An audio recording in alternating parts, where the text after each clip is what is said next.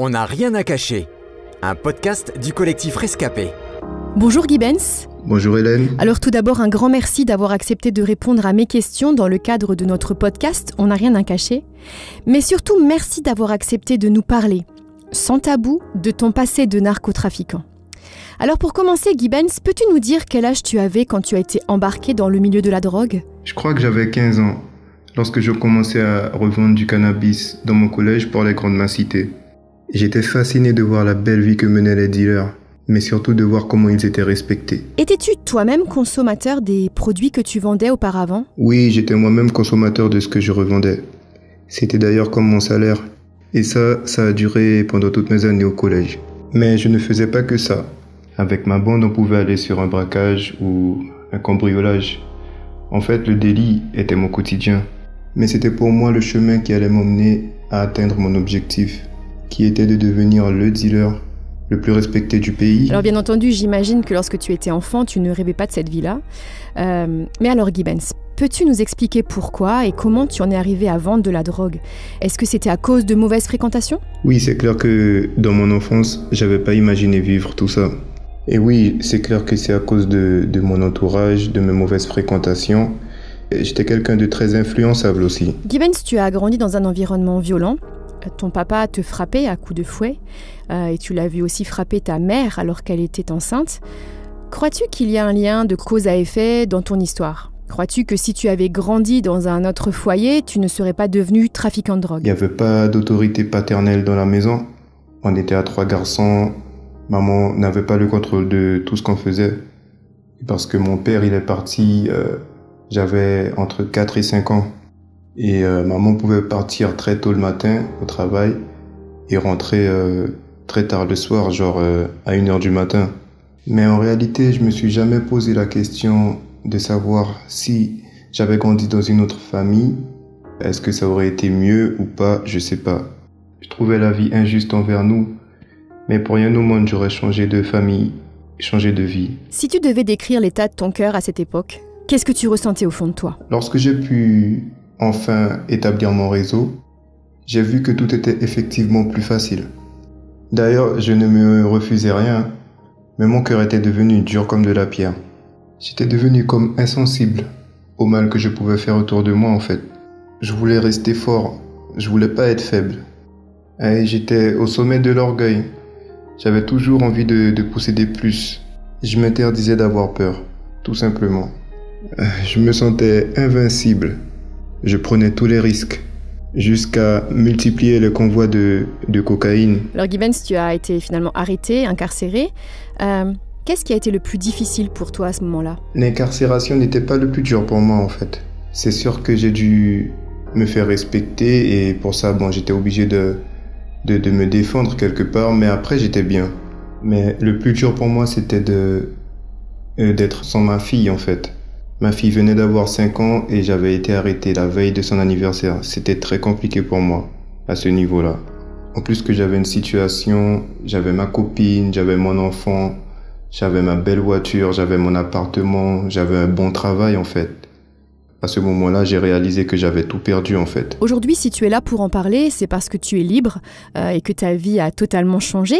Tu n'es plus du tout le même Guy Benz. Peux-tu nous expliquer ce qui s'est passé ? Ce qui m'a le plus travaillé par-dessus tout, c'est que j'étais loin de ma fille pour la première fois et que je me séparais d'elle à 5 ans. Tout comme lorsque mon père partait, j'avais 5 ans. Et ça m'a travaillé, mais ça m'a travaillé vraiment beaucoup. Et donc, derrière les barreaux, je me remets en question, je vois ma vie défiler, je vois que je serai pas là pour les prochains anniversaires à ma fille.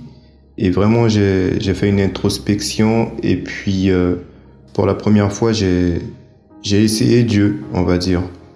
Du coup, moi, j'avais le Nouveau Testament, mais j'avais jamais lu la Bible en vrai.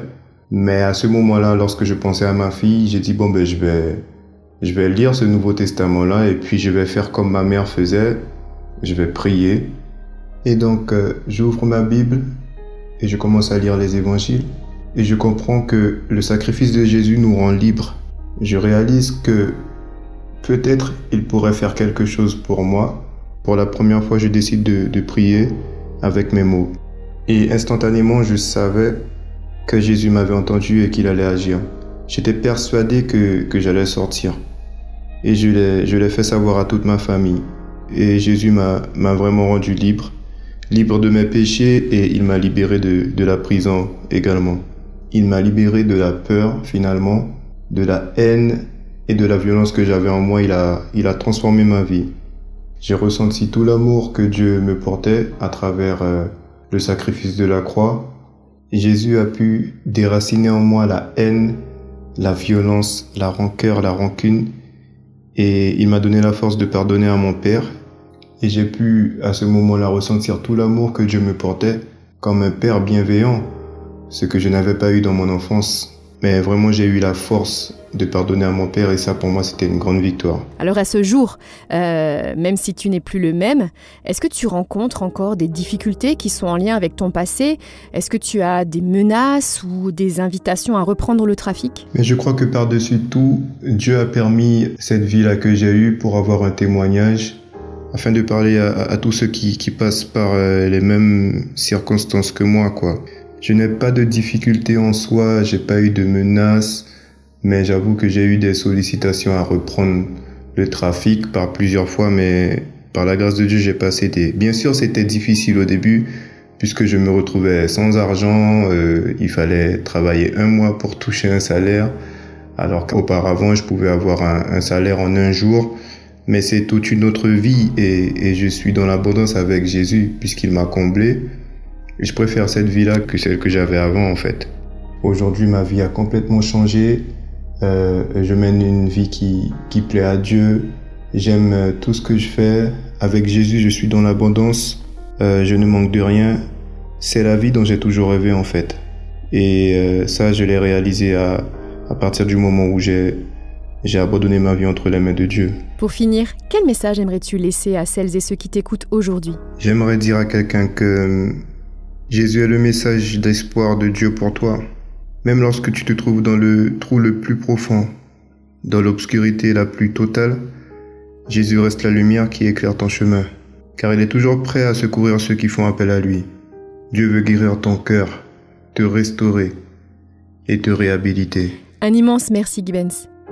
C'était On n'a rien à cacher, un podcast du collectif Rescapé, produit par Trésor Média.